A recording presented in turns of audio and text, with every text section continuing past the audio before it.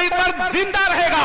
امام احمد رضا کا نام لینے والا زندہ رہے گا، اگر مجھے یقین و ایقان ہے کہ اگر وہ کسی کو کافر کہے گا تو کفر پر دلیل یقینی دلیل حتمی رکھے گا، اور ہم بار بار ان سے چیلنج کرتے ہیں تم ہمیں مشرک کہتے ہو، کہیں بھی آ کر شرک ثابت کرو،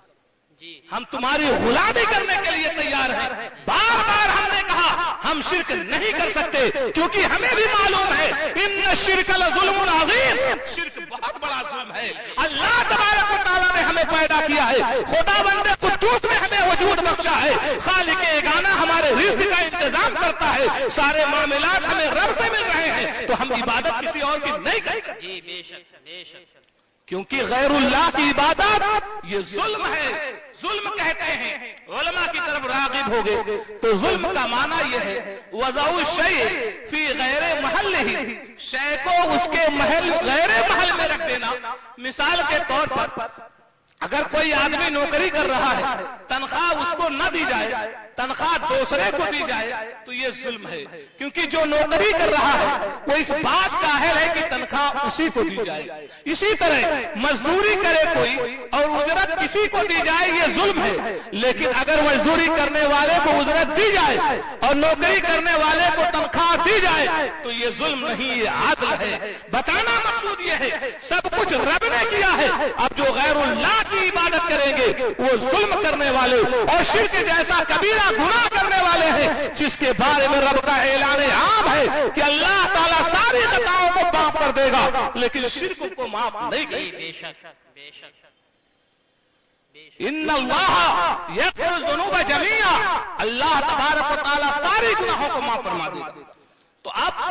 ہمارا اللہ تبارک و تعالیٰ کے بارے میں عقیدہ کیا ہے؟ یہ جو میں باتیں آپ کے سامنے کہہ رہا ہوں اس کا حاصل سمجھتے چلے اور خود واضح ہوتا چلا جائے گا، اور ان کے 90% 100% کے چکر میں نہ رہو، کیونکہ ان کا جو امام عبد الوہاب ابن عبد الوہاب نجدی اس نے اپنے ہی دور میں کہہ دیا کہ وہ ہوا جو قیامت کے قریب چلنی تھی جس سے سارے مومنین دنیا سے رخصت ہو جاتے، وہ ہوا چل چکی اور جو مومن تھے سب جا چکے۔ کوئی اسی سے پوچھ لیتا تب تم کیا ہو؟ جب سارے مومنین ختم ہو گئے تو تم کیا ہو؟ تو حقیقت یہ ہے اسے بھی معلوم تھا کہ جو میں کردار ادا کر رہا ہوں، یہ جو میں کام کر رہا ہوں، یہ قرآن کے مفہوم کو جو میں اپنے اعتبار سے بتا رہا ہوں، اس کی وجہ سے میرا حصہ اسلام میں نہیں ہے، لیکن اس نے یہ چاہا تھا کہ جب میں مسلمان نہ رہا تو دنیا کا کوئی بھی مسلمان نہ رہے۔ اور اعلیٰ حضرت نے بریلوی فرماتے ہیں کہ اگر ان وہابیہ کے جو شرک کے معنی ہیں اگر یہی معنی مراد لے لیا جائے شرک کا تو شرک امور عامہ میں سے ہو جائے گا۔ امور عامہ کا مطلب یہ ہے شرک ایسا معاملہ ہو جائے گا کہ دنیا کا کوئی بھی فرد شرک سے بچ نہیں پائے گا۔ اس لیے ہمیں سمجھنا یہ ہے کہ اللہ تبارک و تعالیٰ کے بارے میں پہلے عقیدہ واضح کر دو، رب کے بارے میں ہمارا عقیدہ کیا ہے، ہم اللہ تعالیٰ کے بارے میں کیسا عقیدہ رکھتے ہیں؟ تو سنو ہمارا یہ عقیدہ ہے اللہ واحد لا شریک لہ لا مثیل لہ لا ضد لہ ولا ند لہ۔ ہم اللہ کے بارے میں عقیدہ رکھتے ہیں اللہ واحد، اللہ ایک ہے۔ بے شک بے شک، کیا عقیدہ ہے ہمارا رب کے بارے میں؟ اللہ واحد، اللہ ایک ہے، لا شریک لہ، اس کا کوئی شریک نہیں، لا مثیل لہ، اس کی طرح کوئی نہیں، ولا ضد لہ،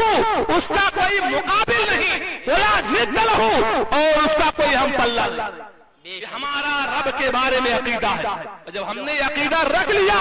اب دنیا کی طاقتیں لاکھ پر تولے ہم پر شرک ثابت نہیں کریں، لیکن جن آیتوں کو پیش کیا جاتا ہے اصل اس کی یہ ہے آج یہ جو شرک اور یہ ساری برائیاں پھیل رہی ہیں اس کا سبب یہ ہے کہ قرآن کریم جس کے ترجمے کے لیے تقریباً 21 علم میں ماہر ہیں، ایک دو علم میں نہیں۔ آج تو عالم یہ ہے عربی عبارت صحیح سے سمجھ نہیں پاتے لیکن قرآن کا ترجمہ کرنے بیٹھے، لیکن قرآن کے ترجمہ کرنے کے لیے 21 علم کا ضروری ہے، 21 طرح کے علم پر کامل طور پر عبور ضروری ہے۔ اور عالم یہ تھا جو اس فن میں ماہر ہوتے تھے وہ بھی آیتیں متشابہات کو ہاتھ نہیں لگاتے تھے، وہ بھی ان سب قیود کا خیال کیا کرتے تھے، لیکن آج جنہیں کچھ بھی معلوم نہیں ہے وہ اپنے نفس سے قرآن کے غلط سلط ترجمے کرتے ہیں۔ ان کی حالت و کیفیت اور ان کے معاملات کیا ہیں کہ ابن عبد الوہاب نجدی نے اپنے طور پر اعلان کیا ہے لوگوں قرآن بالکل آسان ہے، اس لیے ہر وہ جس حساب سے قرآن کو سمجھے وہ مانے۔ اور عالم یہ ہوا ان کی اس برائی کا اور ان کے